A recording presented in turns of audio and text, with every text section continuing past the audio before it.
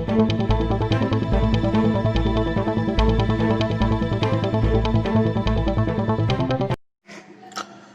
আমরা দেখব কিভাবে এ জাতীয় ফাংশনের এনতম অন্তরজ নির্ণয় করতে পারি। ওকে, তো আমাদের কোশ্চেন হচ্ছে যে যদি ফাংশনটি y = e⁴ax * cos bx হয় তাহলে yn অর্থাৎ এনতম অন্তরজ করলে বিষয়টি কি হতে পারে সেই বিষয়টি আজকে আমরা ফাইন্ড আউট করব। তো আমরা কি করব, শুরুতেই প্রথমবার ডেরিভেটিভ করে ফেলব। শুরুতেই প্রথমবার আমরা ডেরিভেটিভ করে ফেলব।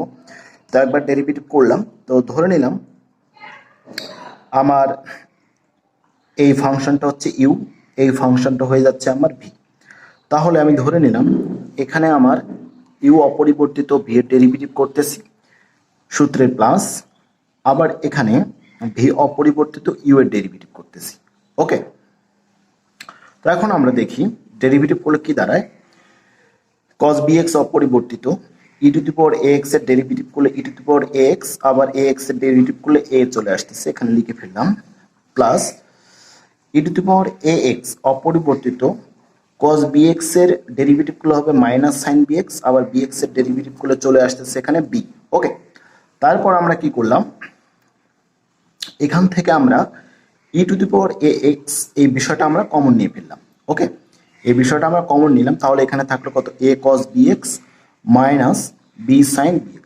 ওকে, তো এভাবে যদি আমরা এটার ডেরিভেটিভ করতেই থাকি, দেখা গেছে এখানে আমার দুটো ফাংশন গুণ অবস্থায় ছিল, সেখান থেকে আমি কিন্তু দেখা গেছে যে 4টা ফাংশন পেয়েছি। এভাবে ডেরিভেটিভ করলে এটা আস্তে আস্তে কি হতে হবে, অনেক বড় হতে হবে, দেখা যাচ্ছে কোনো সিকোয়েন্স খুঁজে পাওয়া যাবে না। এই জন্য এখানে একটু জিনিস এটাকে কি করতে হবে, রিডিউস করতে হবে। তো বা এখানে একটা রিডাকশন মেথড ইউজ করতেছি আমি। তো এই জন্যই আমি কি করলাম, এই যে এর পরিবর্তে ধরে নিলাম আর cos থিটা, আর এই যে বি, এই বি এর পরে ধরে নিলাম আমি আর সাইন থিটা। ওকে, দেন আমি কি করব, এই দুটো বর্গ করে যোগ করব, একবার কি করব বর্গ করে যোগ করব, আর একবার কি করব 2/1 করে দিব। ওকে, আচ্ছা, তো সেই কাজটা আমরা করি। তো এখানে আমি কি করলাম, বর্গ করে যোগ করে দিলাম, তাহলে আমি আর সমান এটা পেয়ে যাই।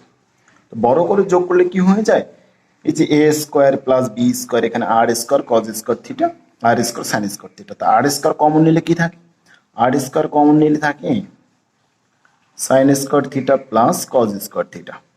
তো আমরা জানি এটুকুর মান হচ্ছে 1, তো সরাসরি আমরা আর স্কোয়ার লিখে ফেলি, তার সমান এটা। দেন এখন কি করব, আমরা ভাগ করে দেব। ভাগ করে দিলে কি পাচ্ছি, তো ভাগ করলে আর চলে যাচ্ছে, sine theta by cos theta পেয়ে যাই ট্যান থিটা, আর এখানে পেয়ে যাই বি বাই এ। তো এটাকে আমরা থিটা সমান ট্যান ইনভার্স এ লিখতে পারি।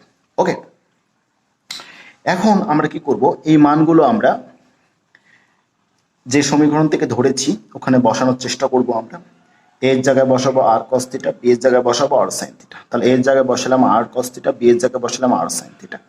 তো আমরা এখান থেকে দেখতে পারতেছি যে আর কমন যাচ্ছে, এই আর কি যাচ্ছে, কমন যাচ্ছে। তাহলে আর e⁴x, এখানে এখন একটা সূত্র পড়ে গেছে, cos a * cos b minus sin a * sin b, তার মানে cos a প্লাস b এর ফর্মুলা পড়ে গেছে। ওকে, তো একবার ডেরিভেটিভ করার কারণে এই প্যাটার্নে চলে আসতো। তো এই বিষয়টাকে যদি দুইবার ডেরিভেটিভ করা যেত, তাহলে একবার ডেরিভেটিভ করার কারণে আর একটা বাইরে আসলো, দুইবার ডেরিভেটিভ কারণে আর একটা আর বাইরে হয়ে আসবে, তার আর স্কোয়ার হয়ে যাবে। একবার ডেরিভেটিভ করার কারণে এখানে থিটা, দুইবার ডেরিভেটিভ করার কারণে এখানে 2 থিটা। এভাবে যদি এটাকে আমরা 3বার ডেরিভেটিভ করি, তাহলে আরো একটা আর বাইরে হয়ে আসবে, তাহলে কি হয়ে যাবে, কিউব হয়ে যাবে, এখানে 3 থিটা হবে। তো এইভাবে চলতেই থাকবে। তো এভাবে যদি আমরা n তম ডেরিভেটিভ করি, তাহলে দেখা যাচ্ছে yn r⁴n e⁴x cos bx plus n theta. Okay, তো n তম ডেরিভেটিভ করলে এরকম বিষয়টা চলে আসে এই রেসপেক্টে। এখন আমরা আর এর মানগুলো বসিয়ে দিই। আর এর মান কি পেয়েছি আমরা, আর এর মান পেয়েছি আমরা √a² প্লাস b²। তো √, মানে কত, হাফ, এই যে হাফ একেবারে লিখে দিলাম n/2 e⁴ax cos bx n। থিটার মান কত বাইর করেছি, tan inverse b by a। Okay, তাহলে আমরা সহজেই n তম অন্তরজ বাইর করতে পেলাম। তো এটি হচ্ছে আমার প্রদত্ত এই ফাংশনের n তম অন্তরজ। ওকে, n তম অন্তরজ। তো যেহেতু আমি এনতম অন্তরজ বুঝাইলাম বিষয়টা, তো এই রিলেটেড একটি উদাহরণ দেওয়া যেতে পারে। তো এখানে একটা কোয়েশ্চেনে বলেছে find the N term derivative E to the power 3x sin square x। Okay, তো আমি ধরে নিলাম y সমান E to the power 3x sin square x। তো আমরা এখানে একটা হাফ নিলাম, এখানে একটা 2 নিলাম, তাহলে 2 sin স্কয়ার x এর যে ফর্মুলাটা 1 মাইনাস cos 2x সেটা ফেলে দিব, দেন half E to the power 3x টা মাল্টিপ্লাই করে দিলাম। ওকে, তো মাল্টিপ্লাই করে দিলে যে বিষয়টা চলে আসে এখানে ই to the power 3x cos 2x, মানে আগে যে আমি প্রমাণটা করাইলাম E to the power ax cos bx সেই রিলেটেড চলে আসে। ওকে, তাহলে যদি আমি এটা এন টার্ম ডেরিভেটিভ করি তাহলে বোঝাই যাচ্ছে যে এটা যদি এন টার্ম পর্যন্ত ডেরিভেটিভ করা হয় তাহলে ই টু দি পাওয়ার 3x, এটার ই টু দি পাওয়ার 3x এর যদি আমি একবার ডেরিভেটিভ করি, সাপোজ আমি বিষয়টা বুঝাচ্ছি যে E to the power 3x আছে, এখানে ই টু দি পাওয়ার 3x এর যদি আমি একবার ডেরিভেটিভ করি তাহলে কি হয়ে যাবে, ই টু দি পাওয়ার 3x আবার 3x এর কোলে 3, এটার যদি আমি আবার ডেরিভেটিভ করি তাহলে কি হবে, ই টু দি পাওয়ার 3x আর একটা 3 চলে আসবে, মানে 3 স্কয়ার হয়ে যাবে। তো এইভাবে যদি আমি এন টার্ম পর্যন্ত করতে থাকি কি হয়ে যাবে, 3 two the power n E to the power 3x। তাহলে সেই বিষয়টা আমি লিখেছি, যদি এটাকে আমরা এন টার্ম পর্যন্ত করি তাহলে 3 two the power E to the power 3x। আর এই বিষয়টা তো আমরা সূত্রে প্রমাণ করলাম কি হয়ে যাবে, এ স্কয়ার প্লাস বি স্কয়ার, এ বলতে এখানে 3, বি বলতে এখানে কত 2, তাহলে এ বলতে আমি এখানে বুঝাচ্ছি 3, বি বলতে এখানে কত 2, তাহলে A square plus B square N by 2 E to the power A X, X বলতে 3x cos, হ্যাঁ এখানে বি এক্স বলতে 2x plus N tan inverse B by A মানে 2/3। ওকে, তো আমরা যদি চাই এটা একটু ক্যালকুলেশন করে দিব, 3 3 আর 9 4 13 হয়ে যাচ্ছে।